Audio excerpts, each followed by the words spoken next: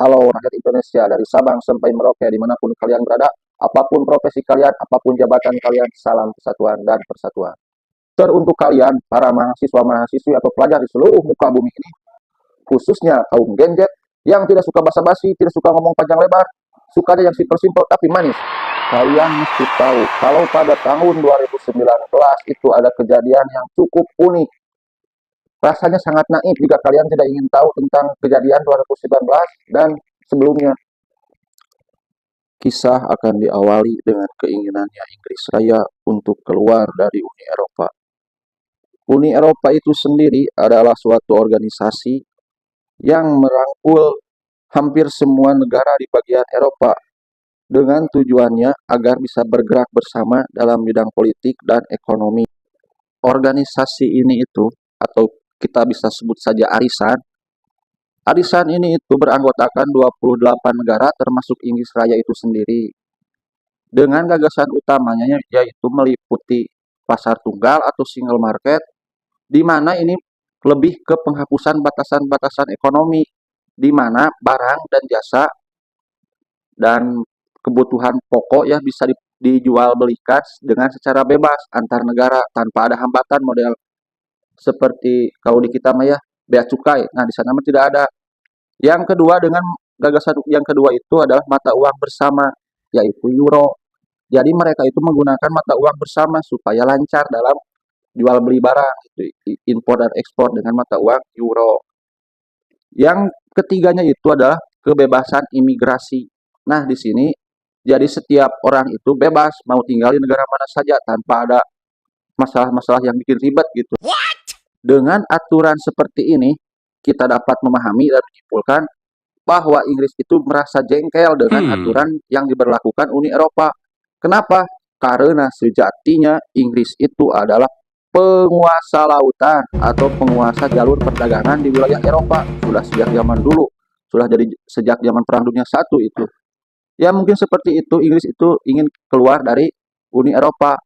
Dan hal ini dibuktikan pada tahun 2016, yaitu Perdana Menteri Inggris yang namanya David Cameron itu mengadakan referendum dan hasilnya mengejutkan. Sebanyak 52% rakyat dan politisi Inggris Raya memilih untuk keluar dari Uni Eropa atau mengajukan Brexit. Berarti 2016 itu kejengkelan Inggris terhadap Uni Eropa itu sudah kronis ya, bukan akut lagi. Dengan 3 poin utama, Inggris ingin keluar dari Uni Eropa. Yang pertama masalah kedaulatan hukum, di mana Inggris itu merasa hukum negaranya itu tertumpuk atau tertindih dengan hukum Uni Eropa.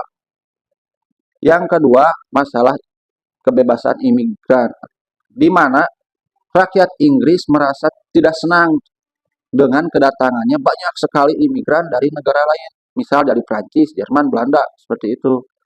Nah, dan yang ketiga itu masalah keuangan dan ekonomi Inggris, di mana rakyat dan politisi Inggris itu merasa uang sebanyak itu kalau daripada dipakai uang kas, daripada dipakai setor ke Uni Eropa, lebih baik dipakai di negaranya sendiri. Makanya saya bilang Uni Eropa itu sebuah arisan, karena faktanya setiap negara anggota tiap tahunnya itu harus setor uang ke uang kas dengan tujuan untuk pembangunan wilayah Eropa.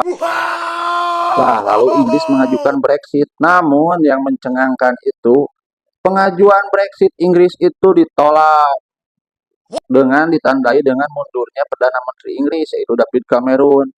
Sehingga Inggris yang memanggil anaknya atau meminta bantuan anaknya yaitu Amerika Serikat. Amazing. Karena tidak bisa dipungkiri, tidak bisa dibantah.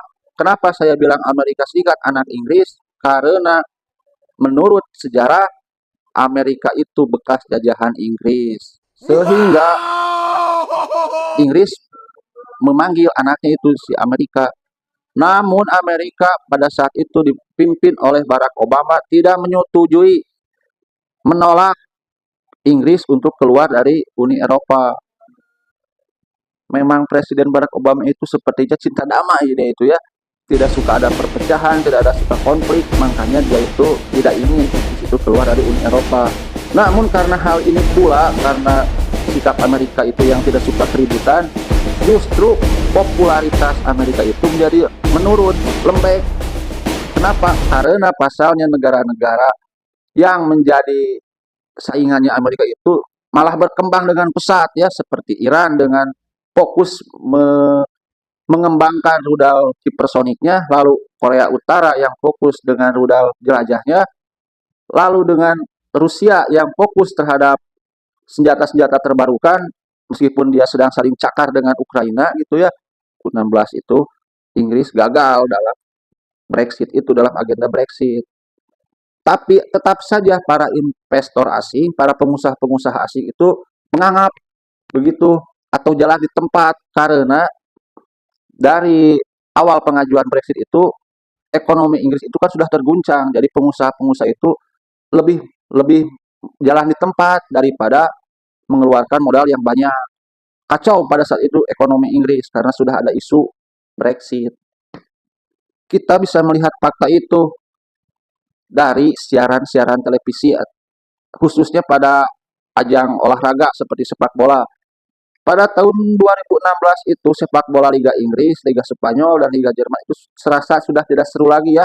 Apalagi Liga Italia. Langsung kita berpindah ke Amerika yang pada saat itu sedang mengadakan pemilu ya. Lagi rame itu Donald Trump versus Clinton. Namun yang menang itu adalah Donald Trump secara dramatis pada saat itu. Nah, para investor-investor di Eropa itu berharap sebenarnya pada saat Donald Trump menang, berharap supaya melanjutkan programnya Barack Obama dengan mendukungnya Uni Eropa supaya Inggris itu tidak jadi keluar dari Uni Eropa. Namun di sini hal yang mencengangkan terjadi. Donald Trump malah mendukung Inggris untuk keluar dari Uni Eropa. Karena sepertinya Donald Trump itu sedang bercerita atau sedang menunjukkan kepada Uni Eropa itu, this is America. Yang hal itu diperkuat dengan adanya slogan dari Donald Trump, yaitu Peace American, yaitu utamakan Amerika dulu.